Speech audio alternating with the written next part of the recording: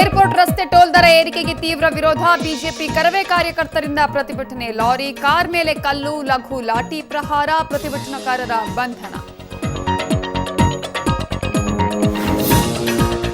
ಶಿಕ್ಷಣದಲ್ಲಿ ಕನ್ನಡ ಕಡ್ಡಾಯವಲ್ಲ. ತಂದೆ ತಾಯಿ ಭಾಷೆಯೇ ಮಕ್ಕಳ ಮಾತೃಭಾಷೆ. ರಾಜ್ಯ ಸರ್ಕಾರ ಮಾತೃಭಾಷೆ ಹೇರುವಂತಿಲ್ಲ. ಸುಪ್ರೀಂ ಕೋರ್ಟ್ನಿಂದ ಮಹತ್ವದ ತೀರ್ಪು.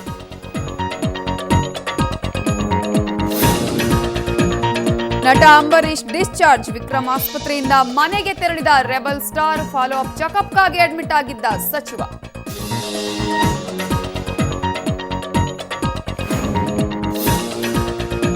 ಶಾಸಕರ ವಿದೇಶಿ ಪ್ರವಾಸ ವಿಚಾರ. ಕಾಂಗ್ರೆಸ್ ಶಾಸಕರು ಪ್ರವಾಸಕ್ಕೆ ತೆರಳಬೇಡಿ. ಸರ್ಕಾರಕ್ಕೆ ಎಐಸಿಸಿ ಸೂಚನೆ.